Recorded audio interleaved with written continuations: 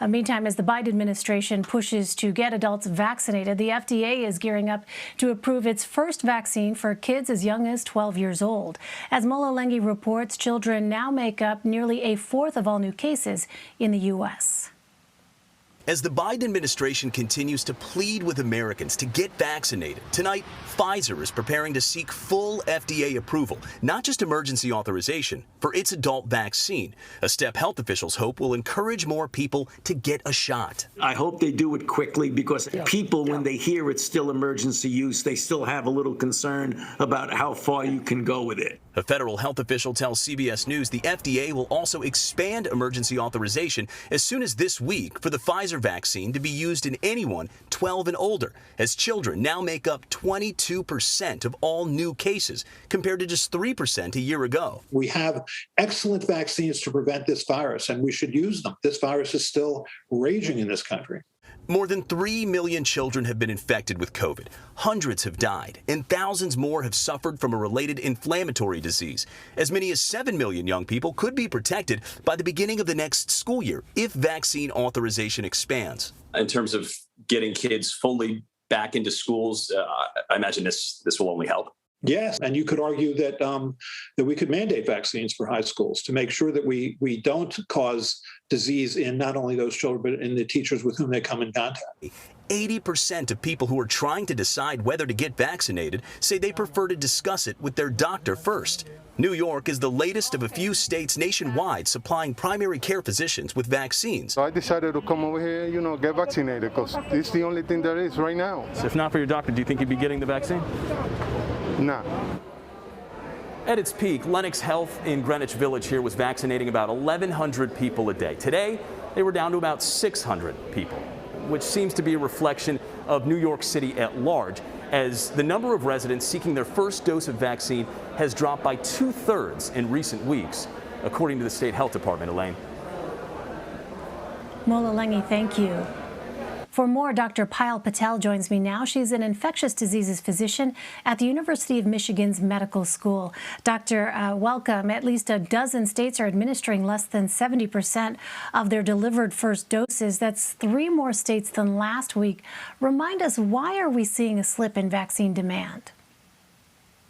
Yeah, when we started this, the people who wanted to get a vaccine, it really was hard to get into line, find that pharmacy or find a way to get that. Now that group of people that was really motivated, many of them have been vaccinated. What's an incredible number is that 85% of many of our elderly population have been vaccinated. So now we're getting to some of the younger folks, some of the people who may have questions, some people who may not be able to get out of work, may not have paid time off to go get a vaccine. These are kind of the folks who may have a harder time either getting to a vaccine or may not be sure yet that they do want to get a vaccine. Well, as we've been reporting, President Biden has set a new goal of 160 million people fully vaccinated by the 4th of July. That's about 50 million more people vaccinated in 2 months. The administration is also going to focus on smaller local sites instead of mass vaccine sites. Do you think the president's goal is possible? The government has done a really good job of meeting some of its early goals. And so I think it's better to dream big and really try to get there. I think that this next phase is going to be different in that we're trying to get to communities that may have a harder time accessing the vaccine, may have more questions. We're probably going to be leaning on people as social leaders in the community that might be, and this is already happening, people who can talk to people who they trust and get some of those questions answered. And as we start seeing the vaccines coming to primary care, pediatricians' offices, I think that's really going to help a lot of people as well talk to their doctor about getting the vaccine. Right. Well, meanwhile, Pfizer's coronavirus vaccine could be authorized for use in adolescents by early next week. Doctor, what do we know about how this shot works in younger populations and how critical is getting this age group vaccinated? Yeah, it's really great news. And what's exciting about that is there's ongoing work in the age groups of 5 to 12 and then 6 months and above. So my hope is that we just continue to drop that age down.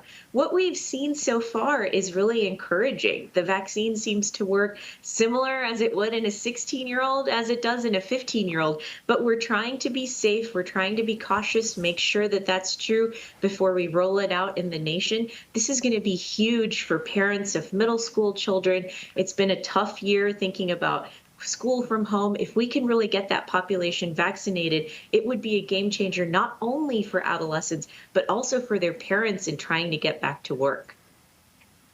Yeah, absolutely. And the idea that perhaps by next school year, we could be approaching something resembling what normal was with respect to school classrooms. But the situation in India, doctors, we've been talking about is a much different picture. India has now surpassed 20 million infections. An average of 120 people are dying every single hour. What are the biggest obstacles the country faces in getting control of this virus? Huge obstacles, really complicated. There's a lot of factors going on in India, and there's no easy fix.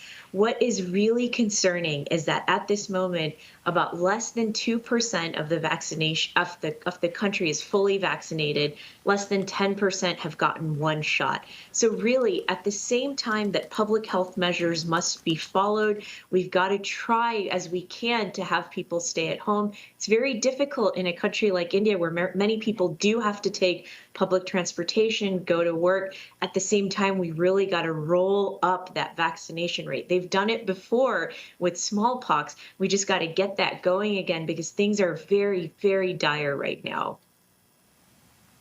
All right, Dr. Payal Patel. Dr. Patel, thank you very much. Thank you so much.